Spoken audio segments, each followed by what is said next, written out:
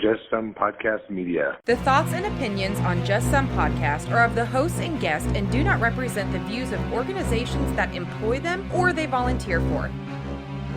They are also not responsible for spontaneous black holes or nuclear wars that may occur. You have been warned.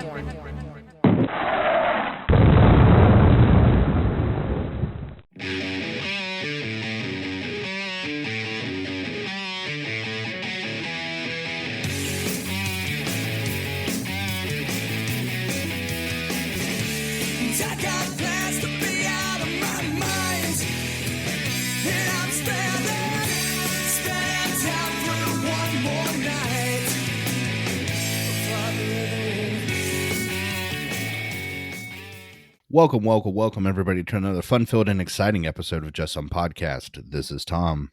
Hey, this is Ben. Tom, how are you, man?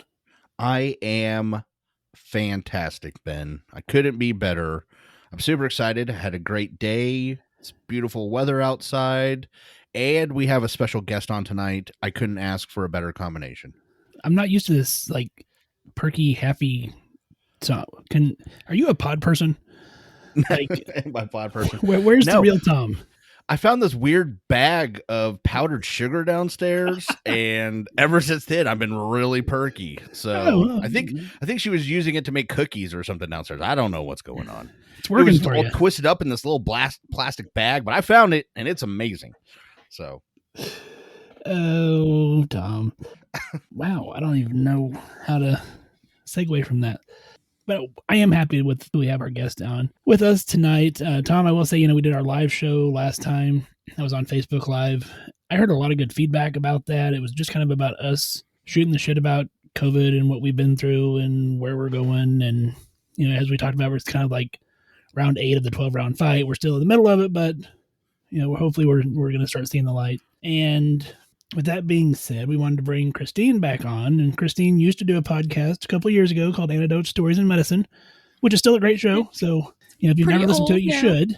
But we wanted to bring her on because she's got some unique experience as far as with the pandemic as well, and so we wanted to, bring her on. So, Christine, welcome back to the show. Hi, thank you. It's so weird to be podcasting again. It's been ages. It's like riding a bike. So yeah, we were talking earlier. I was like, I didn't realize it's been that long. First of all, it still feels weird for someone to say 2018 and me go, oh yeah, we were doing a podcast back then. Like it's still, yeah. Oh, that's weird. And then for you to say that's the last time I was on the show, I'm like, that's not possible. Like it feels like it was like a couple of weeks ago. I know. I still feel like I'm on like just a slight break for my podcast as opposed to like it just hasn't been updated at all since like 2019. And I'm like, I'm going to get back to it. But, life, a pandemic happened. So maybe this will be my inspiration. But at least I get to air some grievances about a little pandemic with you guys. Oh, and I can't wait. If there's one thing I'm looking forward to is airing some grievances. Airing of grievances is a Festivus of August. I got a real problem with you people. There we go. I'll bring the poll. Wait, no, that's probably not appropriate. Yeah. I'm sure we're going to say a lot of other things that aren't appropriate on this show tonight. So you just go ahead and bring the Festivus poll with you. Yeah. I mean, it's all good. So, back on. For me, Tom, it's been a busy few weeks in the office. Of course, we're seeing COVID numbers rising, as I'm sure you guys are well aware as well. Granted, we're not seeing them directly in the office. We're doing telehealth with them and getting them set up for testing. But we are handling symptoms and stuff afterwards. And then, it's August, so we're rolling back around into getting back into school and all the well child exams and getting caught up on vaccinations and all that good stuff. So it has been busy as shit in the office lately. Yeah, the annual, I forgot to get a physical for my school child error has started to swing in. So it'll only get a little worse for a little while, but that's okay. They got to get seen too. So yeah, same thing, just really busy and just trying to make it all work.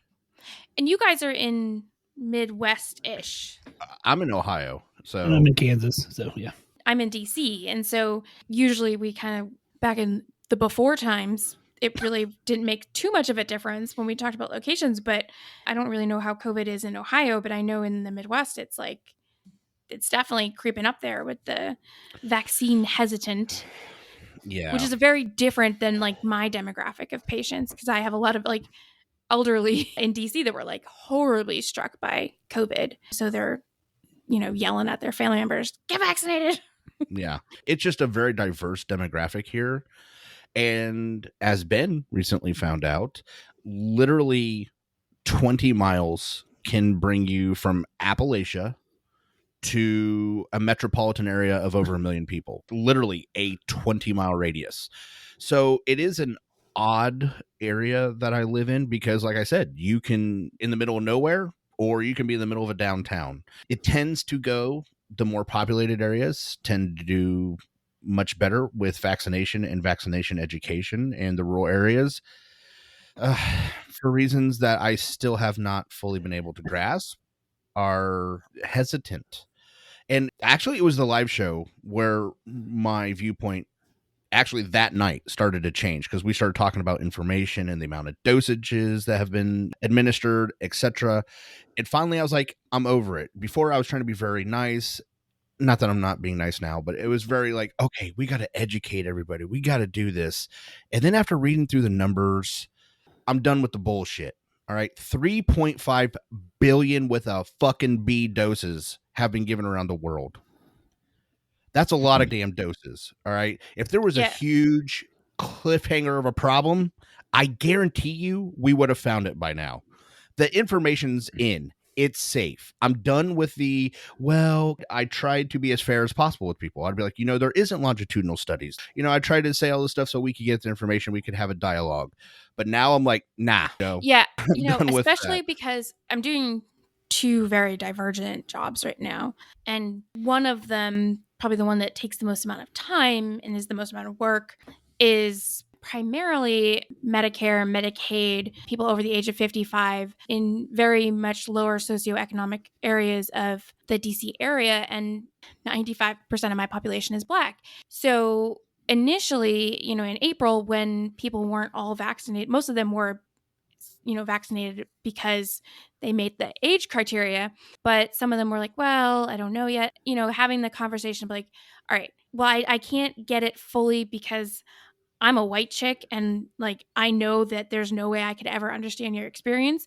I am aware of this mistrust in the government and this history behind it. And I recognize this. This is the data and this is how you can validate what I say, because I do think you should get your own research. And let's have a conversation about this and what your fears are, so that I can then point you in directions to validate what I've said or hear it from other people. And I'm also not a religious person, but I've talked to a lot of patients that like, hey, the church community is having a vaccine drive, and the churches in this area had done like so much work to get their congregation and just the community vaccinated. So now when we have patients that are saying things like, well, we don't have as much of the science deniers, but sometimes a patient's family member will visit and then the family will be like, oh, you just exposed my 80-something-year-old medically fragile grandmama to COVID, and you traveled up here from Florida, and they call like the aunts call them on the phone and FaceTime them. And I'm like, there's no excuse. And they're like, well, I wasn't that close. I just hugged her. That's pretty fucking close. Yeah, that's danger close. Yeah. Yeah, it's airborne. So a hug is like within 6 feet and it's airborne. And like, come on, man. Like now there's no excuse. And, some people said some things like, I don't want the Johnson & Johnson vaccine.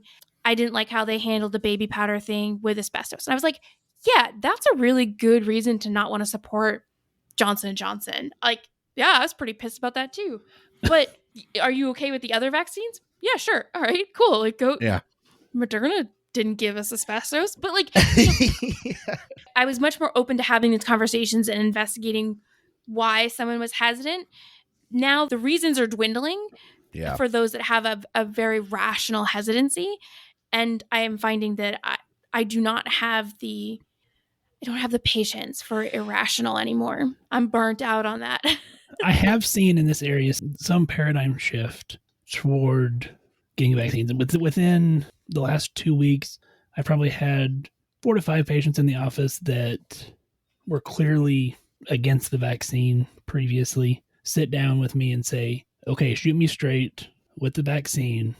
Should I get this? Should I not? What are your thoughts on it? And leaving there going, okay, yeah, I'm going to go get my vaccine. I was also impressed that our CEO of our hospital gave a update to our county board as far as how COVID is doing in this area. And he blatantly said, not going to be well liked for this. I'm very strongly Republican, and I'm telling you that you need to get vaccinated. You need to listen to President Biden. You need to do this stuff so that we can get back to normal. I don't know that our hospital staff is going to be able to survive another wave of this pandemic. Yeah. Now, I want to be, I guess, clear about this. If a patient has an answer, I'm not like, you're stupid, get a vaccine. Okay, I know I kind of came off like that. I will answer any question. I will have a conversation.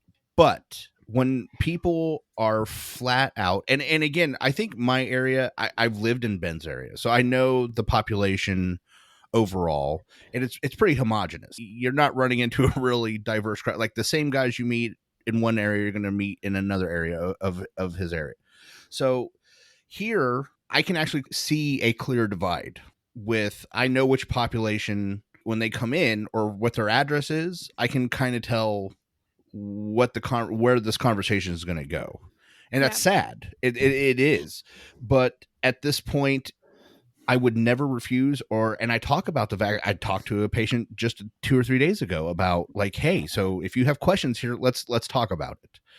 What I mean is, for the people that are flat out like, nope, you can't make me, nope, I'm not going to trust this, nope. And that's when the hammer just drops. Or like, okay, well, I'm fucking done talking to you about this then. I think what I meant is more that, like, I'm done playing Miss Nice NP. Yeah, as far exactly. as like Yeah.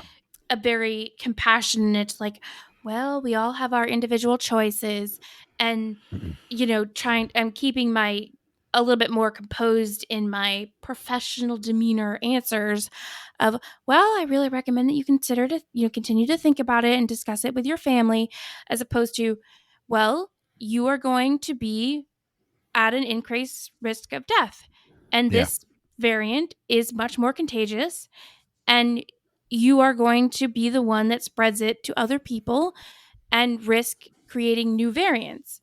I'm not lying, and I'm not trying to fearmonger. I am trying to be very explicit in the facts, because that's all I can. And where previously I wouldn't be so, I feel like I'm being almost cold-hearted, but I think you need to have kind of the cold water thrown on you at some points to say, look, if you die, I told you so, and I'm not going to stop helping you, but hey, you and I have a relationship, and this is a bit of a come to Jesus moment. This is not a game.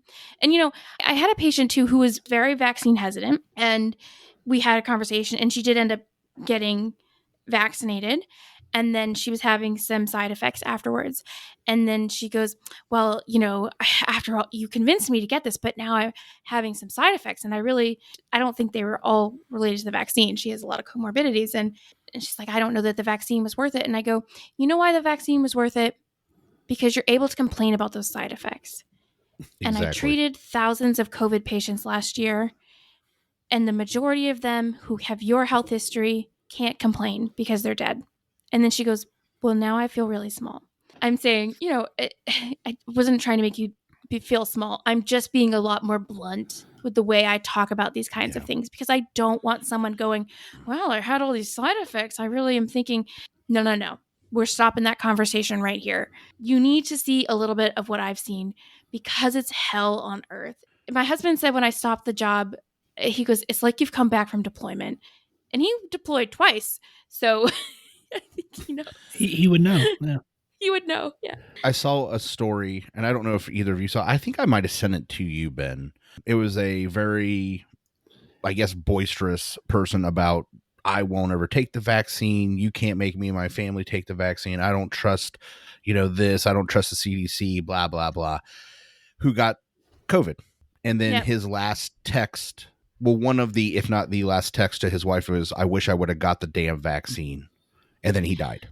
Yeah. Yeah. And he was a year younger than me. And I think that was shared on like conservative media too, of like it was a picture of him with like 5 kids or something. And yeah. Well, yeah, the story I saw had several family photos of him, so that was one of them. It was one of those things that, again, this is all the past couple of days, right around the time when I was like, I'm done.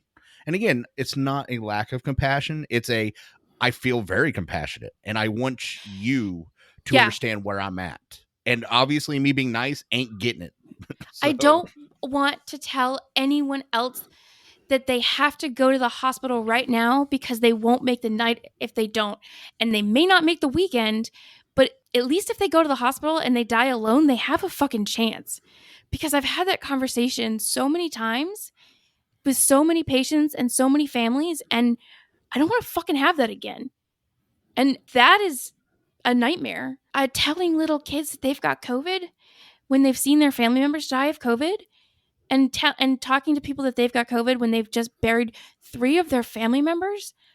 I don't want to fucking do that again. And I'm going to start crying because I haven't had to do that for months. And the idea of having to do that again just breaks me. So it's not about you, people.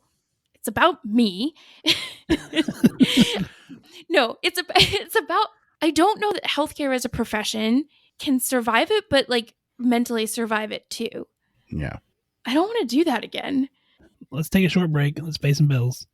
We'll come back on the other side of the commercials, and we'll talk to Christine some more. Are you lacking financial direction or need a second opinion?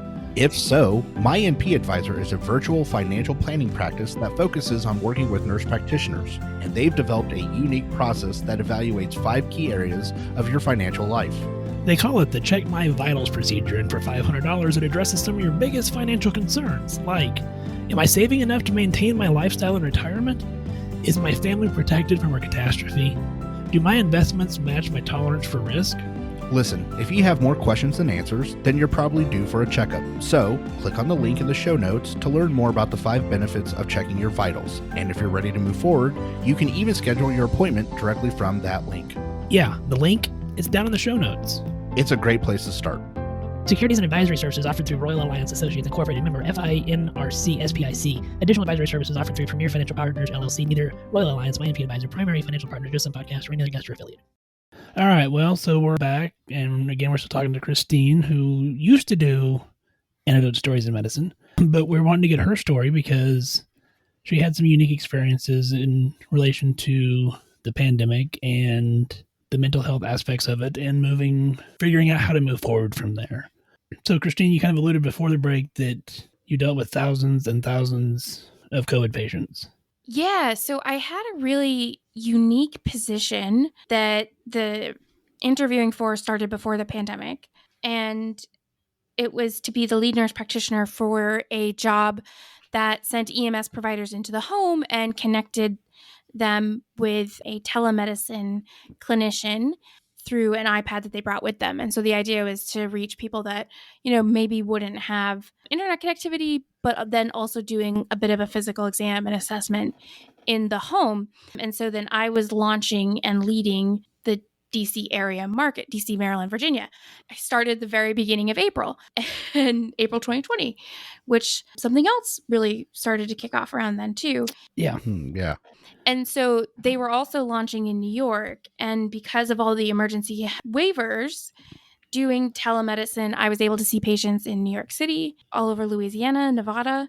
And it was weird because it was telemedicine, but then you're being brought into the home of someone with people that you know and you see over and over again, and that you're also like chatting with through work and like communicating with, and you're seeing these patients. And I got to see the pandemic at its worst in multiple parts of the country simultaneously. And at one point I had like 10 clinicians under just me, as well as like EMS staff, I think was probably up to like 60 or 80 at one point.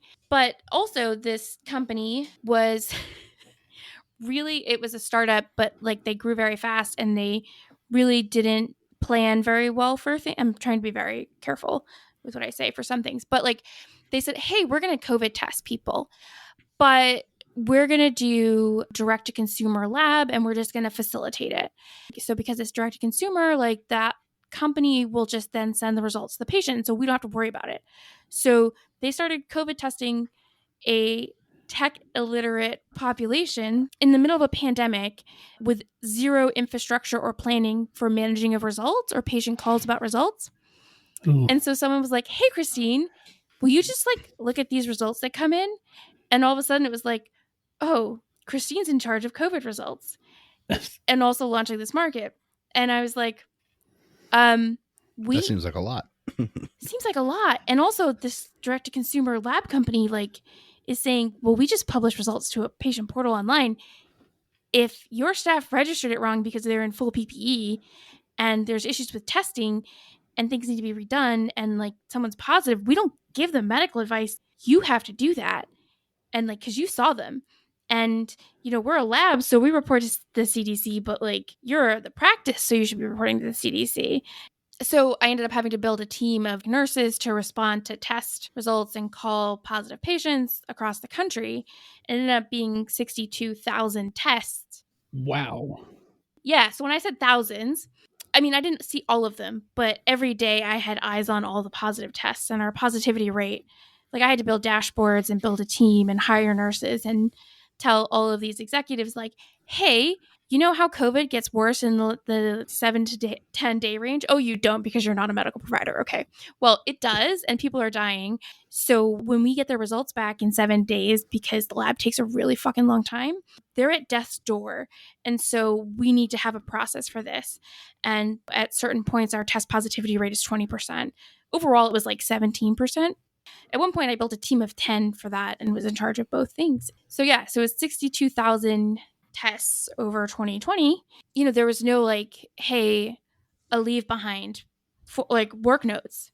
This company thought we shouldn't give anybody work notes and like everything had to be approved through legal. Like, but the CDC was changing guidelines and then there's new evidence. And they were like, everyone that wants a test gets a test. But I'm like, hey, we shouldn't retest people after they've been positive because they'll be positive for 3 months.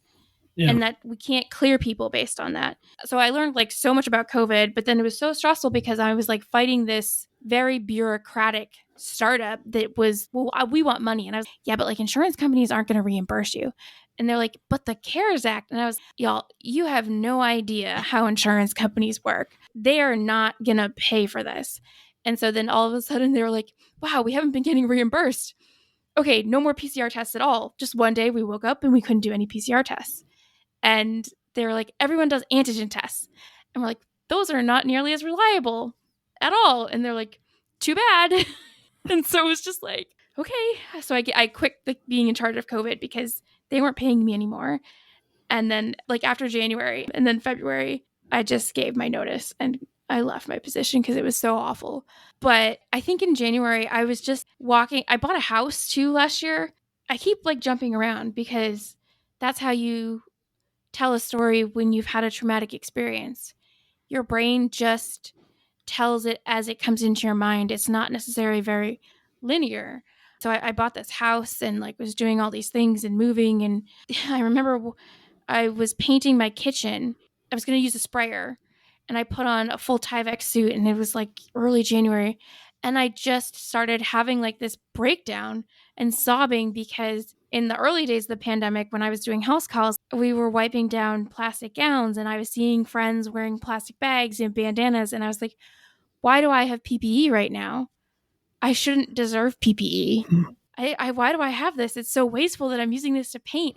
And I just started sobbing and I was like, my husband came over with the dog and I mean, a lab will solve everything. But like, I was like, what the fuck? And I just remember walking around my house being like, I can't do this. I can't do life anymore. Like not that I was suicidal, but I was just like such a fog. I just was so overwhelmed at every moment. It was just so much suffering from everybody. And like we weren't even like we would work holidays and not get paid holiday time and like not get like I was fighting for us to get overtime for time we were working and like, you know, it was just like not being supported by administration on top of the hell of COVID was, you know, enough to break anybody. Geez, I don't know how you didn't have time to do a podcast during all of that. Yeah. I know. Well, I mean, I did give up the podcast a little bit before that, but yeah.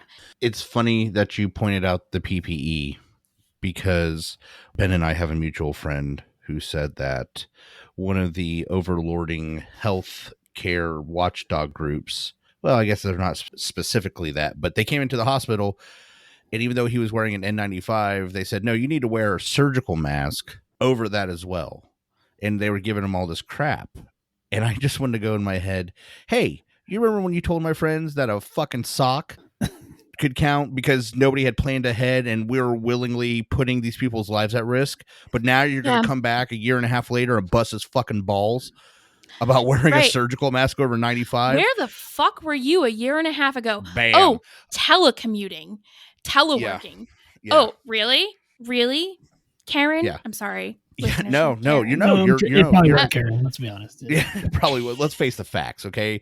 But it's a very true statement. And honestly, at this point, I think about pre-COVID and at bedside, and we were so worried about JCO and all the things. Oh, well, you got to have your drinks. You can't have them at the nurse's station.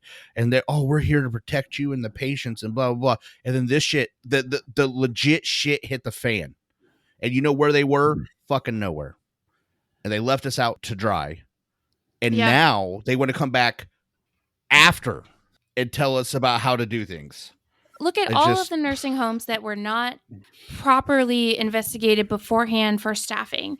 All the private equity firms that bought up long-term care facilities, cut staffing, cut supplies, and then all of the overlords of oversight just kind of looked the other way because private equity had bought them up, and people died. And when I say people died, I don't just mean patients. Staff died. I mean, and staff died because they were supposed to get tested, but there's no payment for getting COVID test. The reimbursements for testing wasn't a screening because you're a healthcare worker. Even if you had insurance, which most people that are doing the brunt of care, so CNAs, PCAs, LPNs, like they're doing all this work, the hard work. They don't always have health insurance in this country. And to get a COVID test, even if you had health insurance, unless you had a known exposure, then you wouldn't get it approved, because that was the big struggle at the end of the year. Okay, everyone has to use Z11.59. That was the initial screening for COVID. Okay, now no insurance company will approve that. It has to be an exposure code. Okay, well, it has to be a CDC defined exposure. Okay, no. Now it has to be an exposure defined by, oh, you're in an area of high prevalence. Okay, well, we can use that. But it was all of this coding gymnastics for reimbursement on top of a pandemic when we needed more testing. We're being nickeled and dimed as you're putting your life on the line. And there are people that, even if you're doing something remotely, you're watching, there's so much guilt, survivor's guilt of trying to advocate for the moral right in the midst of all of the financial inequity. And that was super, super frustrating. And it's I could go on forever. Well, and Ben and I have had this conversation previously on the air, off the air. I honestly, at this point, I think being an insurance company should be a damn crime. I literally every day get a worse opinion of insurance companies. And it's because I honestly think I need to invent a better word in the English language for how low I think of these people. Disgusting and pathetic aren't enough. And I'm sure the individual workers that are working within the insurance companies, I'm sorry, Susan, in accounting, I don't know what to tell you, but the entity in which you represent or work for is pathetic and disgusting. And if there was a worse word, I would use it. And they prey on taking money and not giving it back or using it to help people. Just like you said, we are having to do gymnastics with coding to try and get reimbursement.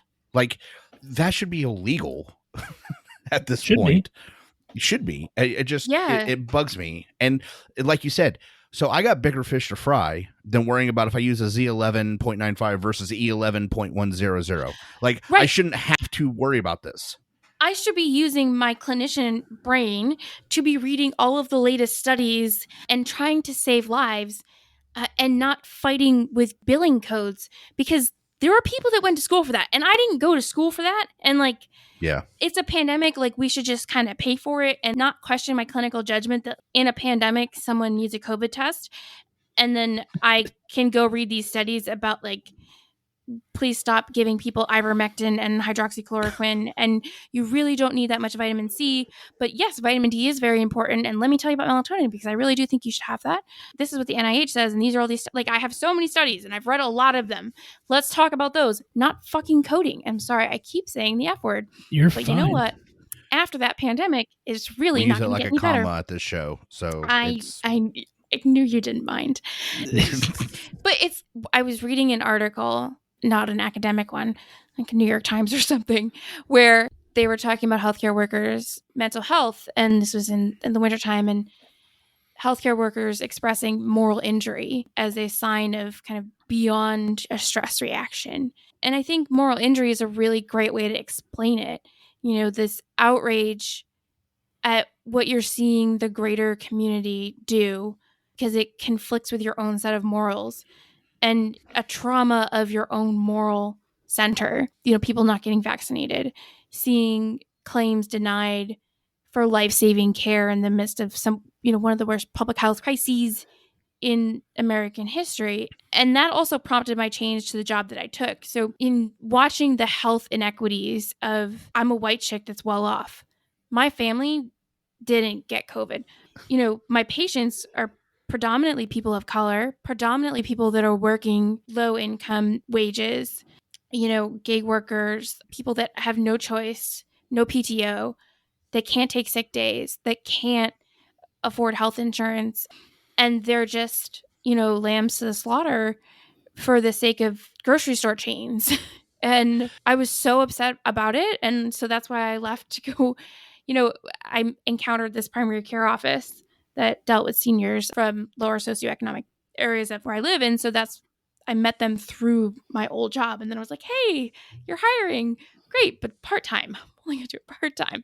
Because just the health inequities are just so vast. Yeah. So you saw a wide group. And as I was telling you earlier, it's a really weird dynamic that 20 miles makes such a big difference. Yeah. And I bring that up again because I don't know what your experience, my experience has been that the more educated and middle, upper class and above got the vaccine. They were like, yeah, this is a no-brainer.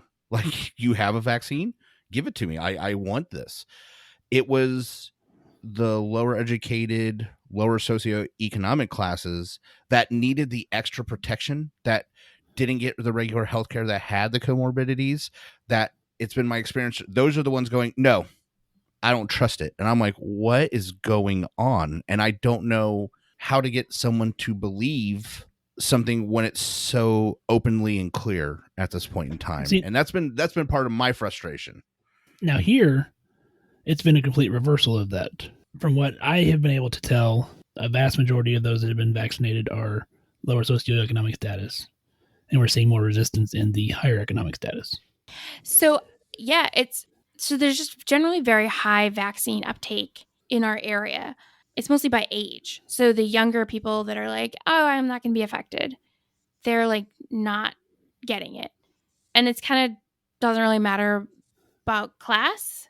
And my patients, who are predominantly Black or African American, I'm saying Black because that's what I've been told people prefer to be called, but if someone else prefers something, I'm not trying to be offensive. They're all saying I was like first in line and decimated my community. And I think, I don't really talk about politics at work, but I think the fact that like Trump was so against the vaccine, even though he got it, made my patients want to get it because they were like, screw that guy. Like he's fucked us over so much. Like, all right, if Trump says it's bad, it must be good. I'm going to believe Dr. Fauci and like the scientists, because this has sucked. Like, so I think it's actually propelled some people to do it in this, like, at least in this DC area where people are very well educated, even if they're well read and involved, even if they're not formally educated in this area. I think it's funny you said that because, again, we tried to avoid politics on this, but I will say, because this is something that I think is beyond debate for me because I see it, is those that are Republican or Trump supporters are definitely ones that tend to be like, nope, you can't make me get it. I don't believe the CDC. I'm not going to get vaccine.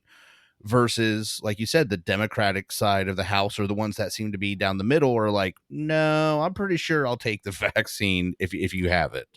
And there is some muddling. Like, I don't want to say if you're Democrat, that means you're more educated or richer. But I'm just saying in general, it tends to run very much politicized. Republican tends to, yeah, it's very on the political side of it. It seems very red and blue versus, black and white. It's red is like, nope. And blue is like, hell yes. So I don't want to say it's like completely, I mean, there are multiple facets, but it does seem to run along lines. And to me, that is, again, just a failure of, the education system in some ways. It's like, oh my God, when people wonder why you have to take biology 101, I'm like, this is why. Like, this is what that was for in, the 8th grade. So I was talking to my husband about this. So my husband is not a medical person, but he has siblings who are very Republican. His sister they both voted for Trump this time, his siblings, and his sister is like very QAnon and like, nope, won't get a vaccine. No one in my family will. His brother is like, yeah, I voted for Trump, but he's an engineer and he got a vaccine because he's like, I want to not die and protect my family. And like, okay, that's very engineerish of him.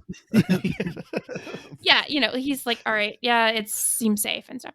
But his sister just won't get it. And I was like, I just don't understand. She's like, well, I don't trust them. And he's always like, your sister-in-law is a nurse practitioner and this is her gig. This is what she does. And I was talking to him about this and I was like, this is why we need a better science education. And I was like, it's so weird that like people think they can armchair quarterback this, like this whole pandemic. Like, you don't armchair quarterback the moon landing. Like, you're not, hey, JPL, like you really should have put on more afterburner there. Like, I can't even make that up because like you can't armchair quarterback it. This isn't no offense to professional baseball players, but like you can't. This is epidemiology and immunology. Like, I went to a shit ton of school for this. And like, you can't just armchair quarterback this. Like, when I tell you, can't just throw it up and hope it lands. Like, no, that's not how this works. Like, when I give you my opinion, it's not my opinion. It is my analysis of multiple studies coming from multiple different areas. And I say, this is what study A says with the caveat that it had this N, it was in this population. And so to counteract those caveats, I present you with this study in a very layperson form because I know that I'm not going to try and overwhelm you with all of the science jargon because I do that to my husband all the time. And he's just like, I wanted a yes or no answer. I did not want a thesis, but I do this all the time. But I usually give him like 3 studies that I've read. And it's still like a 20-minute answer instead of yes or no. But still, I say I have to give you a science answer. I can't give you yes or no because it's always, well, in this situation, yes. However, if you fall into this, then it's this. We don't operate in like this absolute, but you have to have a background to know that. What I think people need to realize is this virus, this pandemic, doesn't give a shit if you're Republican or Democrat. It doesn't give a shit if you're white, black, Mexican, or whatever. All it cares about is infecting people and continuing to infect people. That's its sole goal. And getting better at infecting people. Yeah. It doesn't give a shit. It really, really doesn't. Right. And you know what? I don't give a shit if you're Republican or if you're a Democrat or if you're secretly a neo-Nazi or white or black or purple or whatever, if you're sick with COVID. I don't care. I mean, personally, when I'm not at work, I would be really upset if you're a neo-Nazi. But like, however you're colored, but if you're sick and you're dying from COVID, it breaks my heart. And I care with every fiber of my being that I'm telling you that you need this intervention because I can see the virus progressing through you. I can see the viral stage. I can see that it's going to get worse at night. I can see that your oxygen level is dropping when you walk, and that you're not going to be able to make good decisions because your brain doesn't have enough oxygen, and that in 3 days you may feel a little bit better, but you're going to get so much worse. You're going to buy a ventilator because your BMI is elevated. And I know these risk factors by seeing you on day 1, and I know that you're probably not going to make it even at day 25, and your family's going to catch it, and your kids are going to bury both of you and your wife.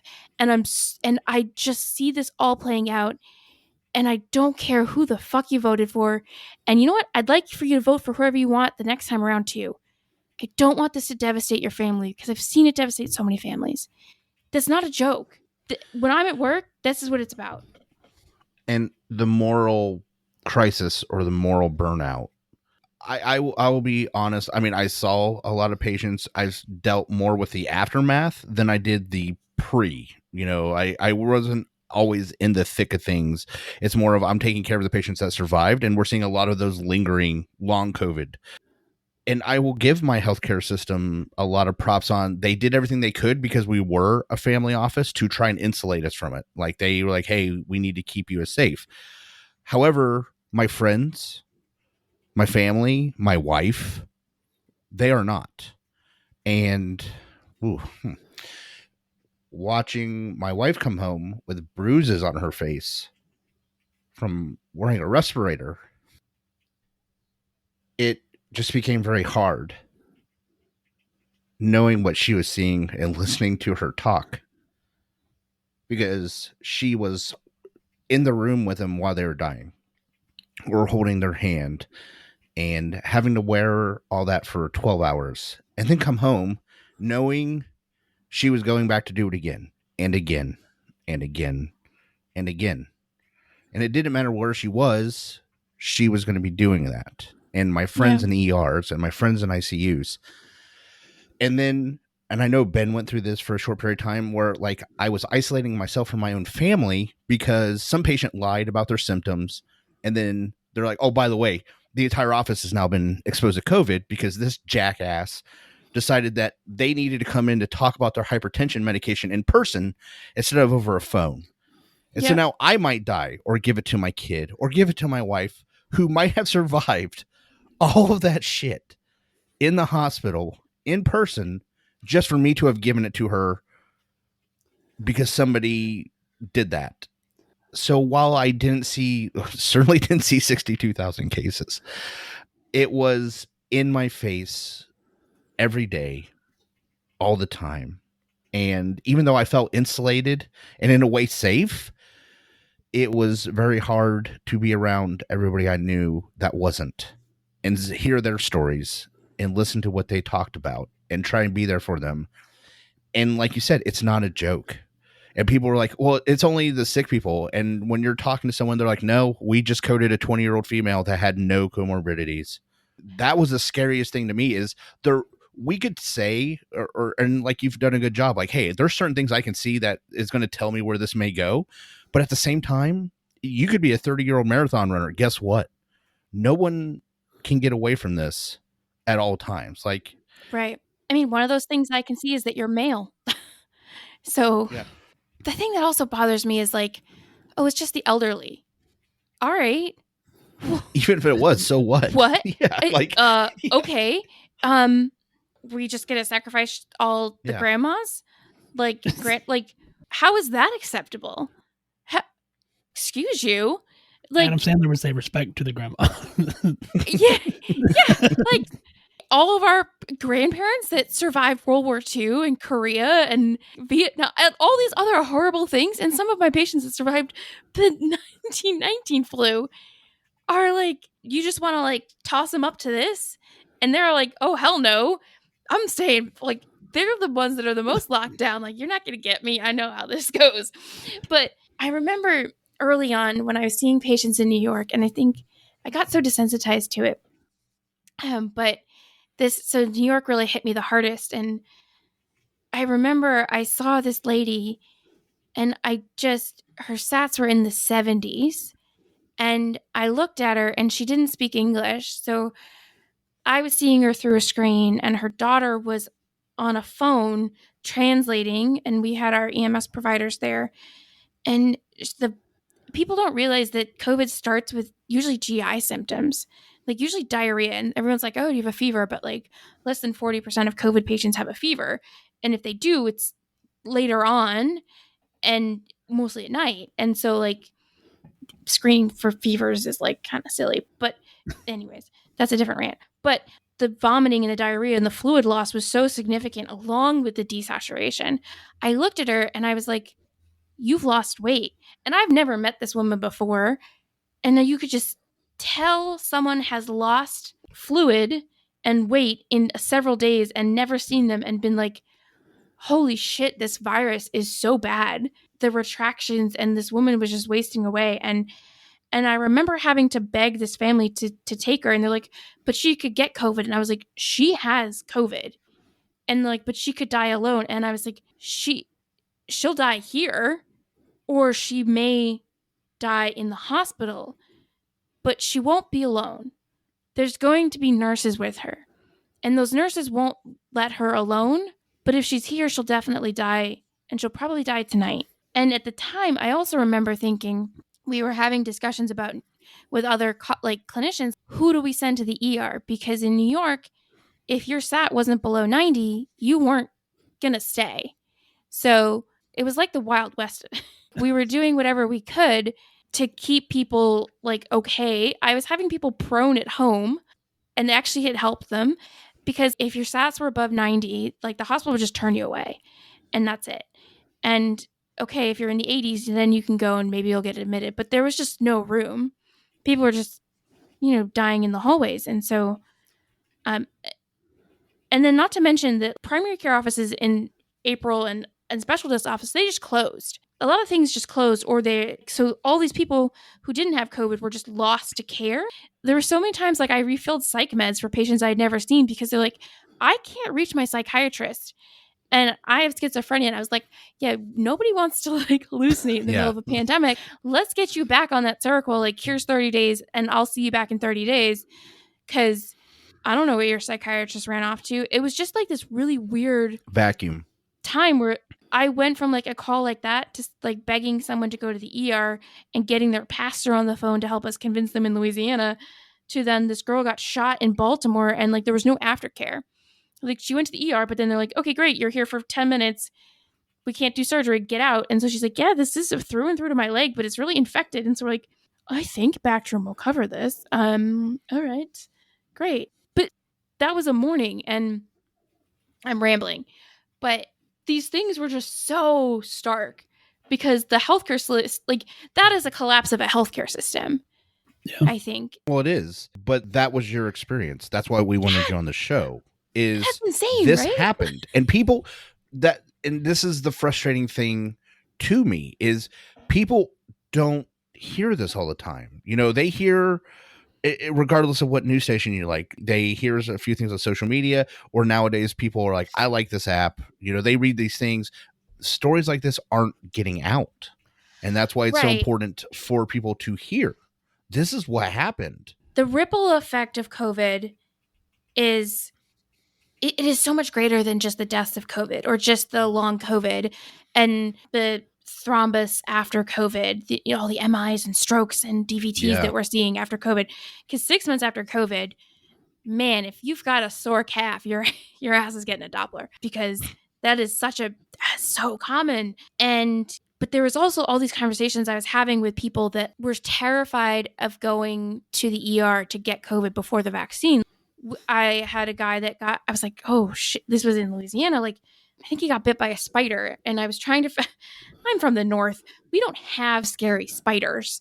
Like, not really. Like, we got ticks. Those little guys will mess you up, but we don't have scary spiders.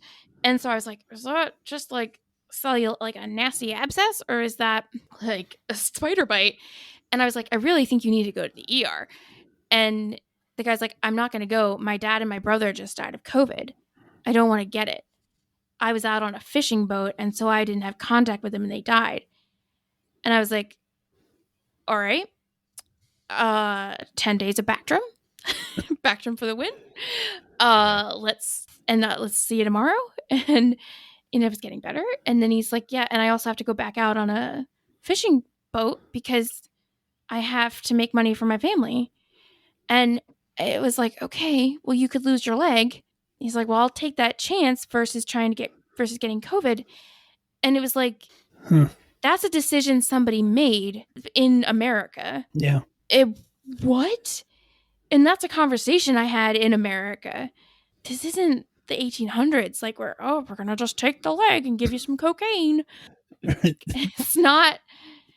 Yeah, that's why I was like, it was like battlefield medicine. The people don't see all of these things that happen because the healthcare system was so focused on COVID.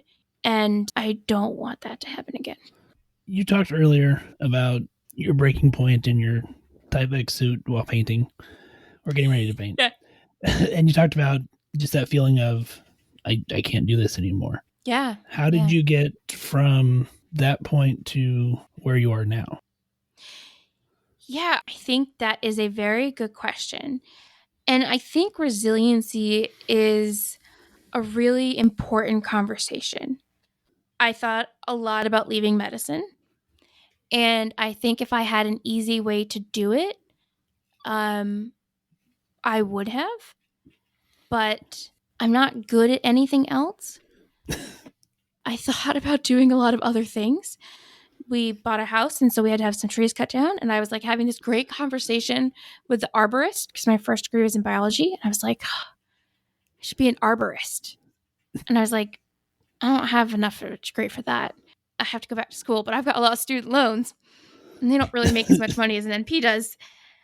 Yeah, I was saying, what's the going rate for an arborist? I don't know, but it's not the same as working as an NP. But so I thankfully went back to a job that I had been working before doing house calls. And my boss is just, I mean, I've known him for 5 years since I moved down here, and he's just so wonderfully supportive of mental health. And he was like, I'm just going to pay you to be on call and not really do anything for a month. And I was like, you don't have to do that. And he's like, just chill. And I was like, no, I'm fine. And I wasn't. But he saw that in me and let me chill. I did phone consults for travelers to Thailand or something. And it was like the easiest thing in the world. And I gardened. And, there's this Walden quote about, Americans love to go back to nature. I think it's Walden or Thoreau's Walden, in a crisis. And I just started fucking digging holes in my yard. And planting trees. And I built these crazy planters with timbers. And then I started this other job doing primary care again, which you think primary care would be the worst thing you want to do. But this was, a startup, and it was very different and smaller without that administration of knuckleheads. And, I started to have the follow-up with patients, and it was only part-time. And I said, I didn't want to, I know myself, I dive into things and I get too into it, and then I'm overwhelmed, and I'm like, I get too into things, and that's a problem. And I started to have some wins, and I felt like I was making a difference. And I had a patient who, like, their old PCP wanted to just put them on hospice, and they couldn't walk, they weren't really talking, and they were super confused, and she's elderly. And it was like, it turned out she had like severe pernicious anemia with a UTI and like really long toenails, cerumen impaction. It was like, okay, so we just gotta like treat this UTI, give her some B12 and clean out her ears and cut her toenails. Okay, granted, she needed 2 transfusions for that anemia. But now that she's on, this woman was bedbound and couldn't move. And now I see her and she's like a little bit confused, but we just had to put her in a boot because she fell going to the bathroom because she was like up walking around and like, hey, what's up with her family? And like, she's totally different. And I like started crying when I saw her because I was like, oh my God, you look so good. And the family was crying and hugging me and like, but I've had multiple episodes of like this. And you get those moments in primary care where like, if you just pay attention and you just see someone and you're like, why has no one looked into this? This is really easy. And especially after the pandemic, like I think you get a lot of those because there's been such a neglect of care that it's like, oh, a patient I had a few weeks ago he had Down syndrome and he's older and being cared for by his sisters. And like, yeah, he's been agitated. So the other PCP just gave him a lot of hydroxyzine and he was really tired. And I went there and his heart rate was 30. And I was like, oh, oh, that's not good. And he didn't have a radial. And then we woke him up a little bit, and he got like a very faint radial. Well, he was in a complete block with just some junctional escapes. And then he got a pacemaker, and he's totally fine. He just needed a pacemaker. But like no one went out and listened to his heart. I don't know how long he was like that, but like they were just so happy. All right, like follow up and realizing that you can make a difference. Those are the case. Like there's plenty of cases that are like really tough and like administrative and like signing home health orders. Like, and I hate it. My inbox is always full and I'm always behind on charts. Yep. Yeah. Yep. But really like 2.5 days a week, and then I catch up on charts. But then I have those moments. Like, I'm not looking at people going, you're going to die. I'm going, hey, I walk into a room and even my patients with dementia recognize me and smile. And I get to chat with people, and it's the connection again. And meanwhile, I've taken up carpentry and furniture making in my basement. So like, you know, like it's a balance. And I think it's mostly the good cases and getting the follow-up and the connection that I didn't have at the other job and with COVID. My favorite part is 15 years from now, she's gonna be like, son of a bitch, why did I put a birch tree right here? Like she's just gonna have some real buyer's regret on all these trees. Okay, so I planted 4 trees. Let's talk about these trees. And so my husband's like, well, we had 6 trees, and now we had to cut down some because they were like dead and like gonna fall to power lines. He goes, well, we had 6 trees, and we cut down 2, and you planted 4, so now we can only have 7 trees. And I was like, what is wrong with you? Why are you obsessing about the number of trees? It's not about the number. It's about the type of tree, the layout. We have a 1/4 acre. It's not like you can only have 7 trees per 1/4 acre. Like, that's not how trees work.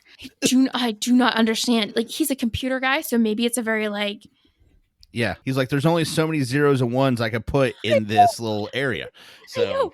He's like, well, we can't put a tree there because we already have 7. And I was like, I don't understand how to argue with this conversation because it just doesn't make sense. And I feel like that's almost like the vaccine conversation. It's like, what language are you talking about? The answer to not getting vaccinated isn't, well, we already have 7 trees. Like that's do not understand. Sure it is. That's an answer. everybody knows it's 6 trees max per 1/4 acre. That's a hard and fast rule, Christine. All right. I believe Biden signed that executive order that said it's only new home ownership is a bitch, man. You gotta learn all these things. Yeah. Yes, there regulations. Is that when you own a house, there is that day, and it doesn't matter when. It can be in the beginning, it can be 5 years into it. When something happens and you're like, why did I think owning this was a great idea? Like, oh well, we had to get our roof replaced. And that happened today. God. Insurance is going to cover it, thankfully. But also, buying a home is when you realize who is the type A person with all the spreadsheets and who doesn't use a shared calendar. Like, can you guess which one I am? Yeah. All about the spreadsheets. And he's like, nah. Which is strange for someone that has a quota of trees. You would think you'd want that. You don't need a spreadsheet for 7. I mean, yeah. I can't put it on my fingers. I mean, you don't. Yeah. What's the end for 7? Yeah, like I don't think that we have to really do a lot for that. Well, Christine, let's wrap up on a good note. I mean, this has been kind of a heavy conversation, and that's I mean, that's what we knew was going to happen. So we want to have some fun. Okay. And last time you were on back in 2018, apparently, we didn't do this segment, but we do with all of our guests now. And so it's a segment called 5 Questions. Join us on a journey into the inner psyche of our guest as we ask 5 questions. So what this is we ask the exact same 5 questions to all of our guests, just to kind of know a little bit more about the inner psyche of you. And okay, we don't want you to put a lot of thought into it. It's fun. And basically what happens is I ask the questions, Tom makes fun of your answers. So bring it. It works well. Question 1, Christine. What's your favorite medical word? Oh, hippocampus. It I don't think sounds we've like had that one before. hippopotamus. Yeah, I was gonna say, is that where we're going? Is that the angle? It Is just it sounds like hippopotamus. Yeah, It's fun to say. it is fun to say. Have you seen a hippopotamus up close? They're terrifying. Yeah. They So are. is dysfunction of your hippocampus. Yes, exactly. And also, and I don't know how this happened. I actually saw a video of hippopotamus. Is hippopotami? I don't know whatever that is. Yeah. Okay. Apparently, they like to spin their tail like a propeller when they poop. Well, yeah, you got to fling shit. Somebody edited an entire YouTube video of like every time somebody says something to him, he just shows them this video of a hippopotamus pooping and flicking it everywhere. And now that you said hippocampus, every time someone says hippocampus, I'm going to see that video in my head. So thank you, Christine. You're welcome. Some neurologist going to be talking like, you're stupid. So that's what I'm just going to start laughing. It's going to be a great day. So, Question 2, and you may already kind of answer this one, but we'll see what you say. If you could do any job in the world other than what you currently do, what would it be? It's not arborist. Oh, let's see. What doesn't pay enough. yeah. I have two answers. One, I would be a fighter pilot or a veterinarian. That is an odd. Okay. Yeah, we got to do a dissection here. So I understand the veterinarian. You've shown your propensity to go towards hippopotamus or hippopotami. Okay. I love animals. Yes. No, I love things with teeth the size of Pepsi cans so they can crush my skull. No, that's great. But let's go back to this. Fighter pilot. Yeah. What makes you want to be a fighter pilot? Death from above. You know what? That's a win. All right. If I've heard a win on this podcast in 5 questions, it's going to be death from above. Now I just see Christine getting in an F-16, like call F-35, signs. Please. You want to be in a 35? I can just hear it now. Some tack piece talking to her. She's like, yeah, this is steel rain coming down. Like, rain. Lord. Yeah, here we Blonde go. Fury. Kenny Loggins just playing in the background. It's great. Yes. Flight of the Valkyries. Yes. I thought it was just for the glasses, but apparently not. Okay, well. Actually, I couldn't because my vision is so poor. No, it's anything. So if that was your dream job, you're right. Yeah, no, it would be really cool. Okay, last thing before Ben asks the next question. Navy or Air Force? Because I said Air Force, but maybe you have a little bit of the gold wing in you. So which one is it? No, absolutely Air Force. Okay. I don't like water. So, okay. That's why that I was would in make the it Army. difficult. I don't... No, well, our Army. Army has planes. Yeah, but not a lot of F-35s. No, but okay.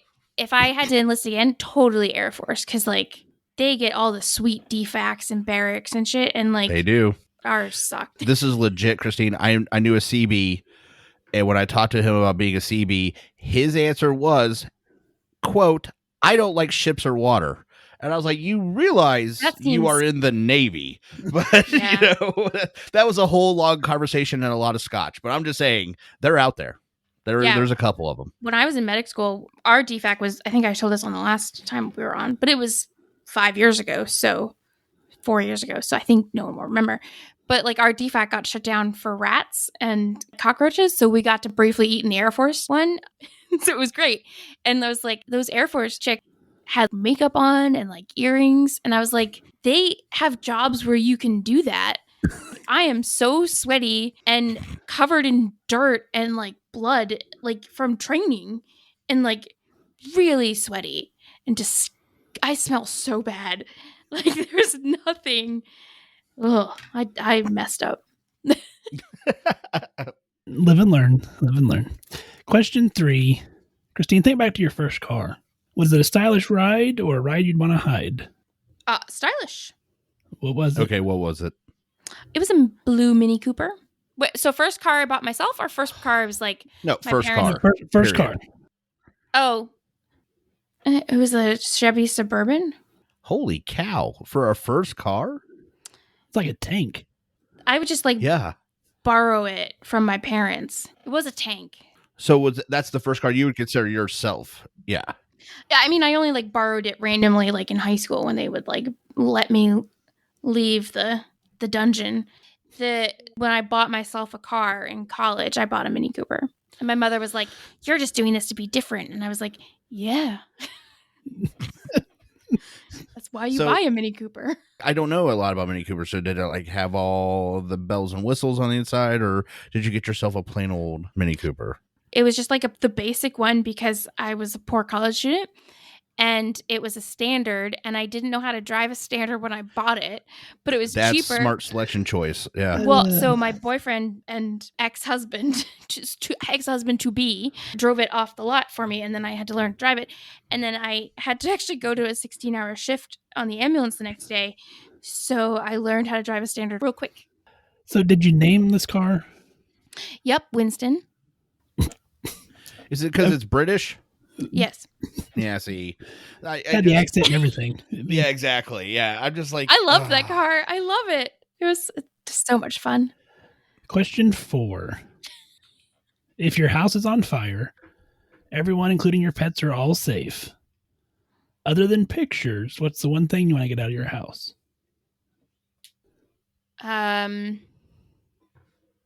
You're thinking too much.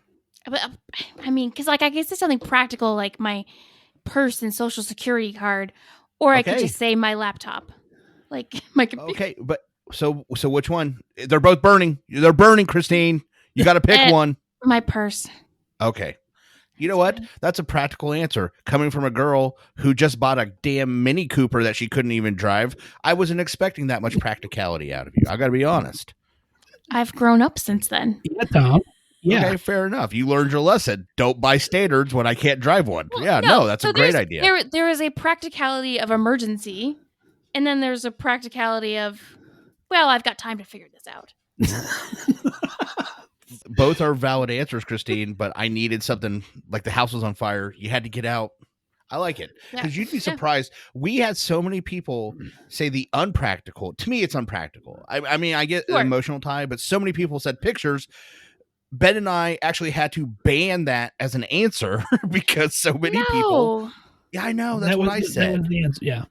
No. But yeah, people were like, I will burn myself to get a photo album. I'm like, why? Fuck no. But, yeah. Everything. Yeah, exactly. Like, that's why you should back your shit up to the cloud. That's why it exists.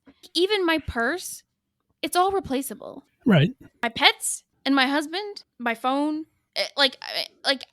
so I can call for 911. But even still, I'm just going to run to my neighbors. Be like, Jarvis, what's up? My house is on fire. Please help. Like everything other than my pets and my husband.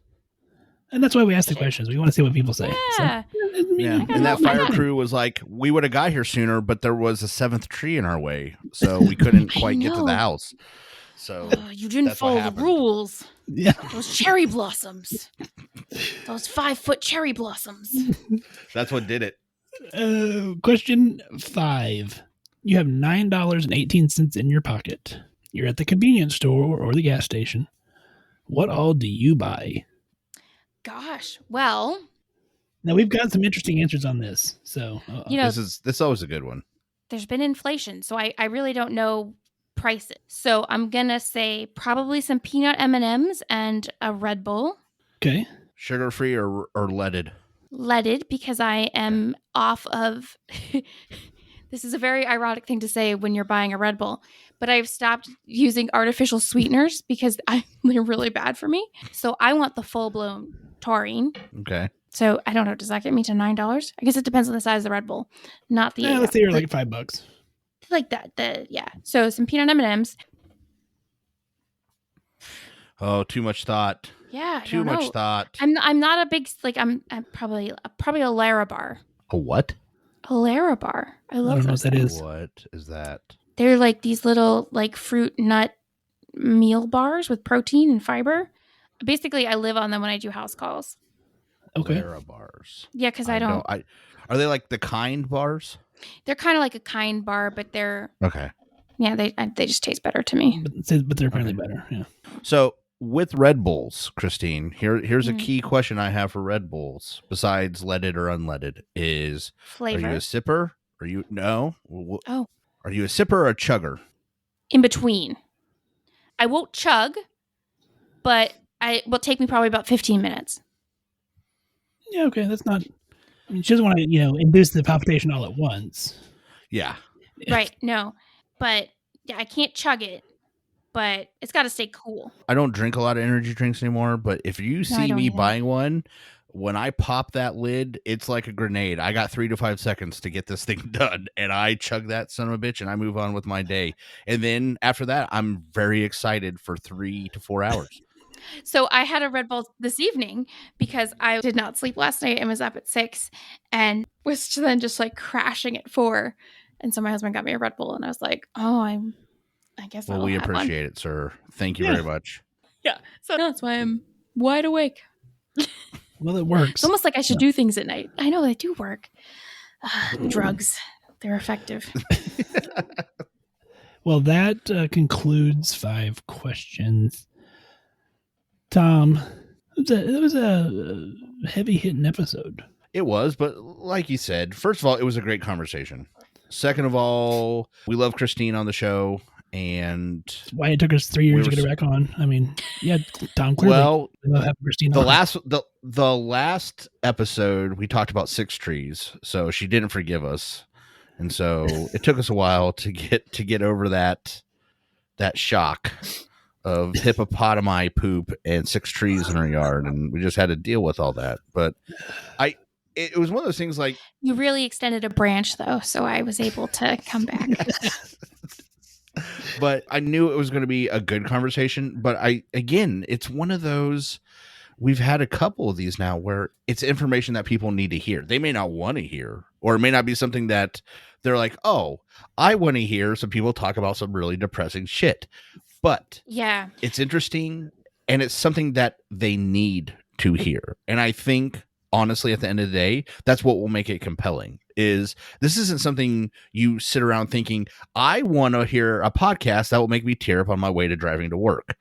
Probably not normally what people are thinking. But you got it. But you got it. And honestly, like I said, I think the timing, for lack of better terms, I think the timing is excellent, because guess what? Delta is here. So this is yet another time to have that conversation and say, hey, you know what? If you have an uncle that's been fighting you on the vaccine, or, if you're a healthcare worker that you don't know what to talk to your patients about, or you haven't thought about it in some way, here you go. Here's the thoughts of 3 people that have been dealing with it. And we're never one to shy away from putting stuff in your face. I mean, we had Shannon on when she talked, and for people who maybe they're new to the show, there are several episodes where we have talked about this. We had Shannon on, who was a nurse in New York ICU. She went to New York City. Yeah. Ground zero, basically, of COVID. So we got her experiences. And then I think it was either the week after that or a couple weeks after that, we had Anil on, who actually talked to us from the patient perspective of being a COVID patient and a long-term hauler. So if you're new to the show and you want to hear more about people's experiences with this pandemic, then check out those other episodes too.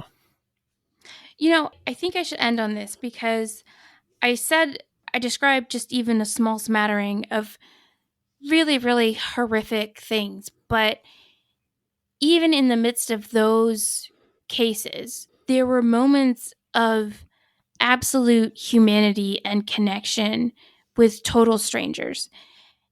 And that's not an experience I necessarily had before.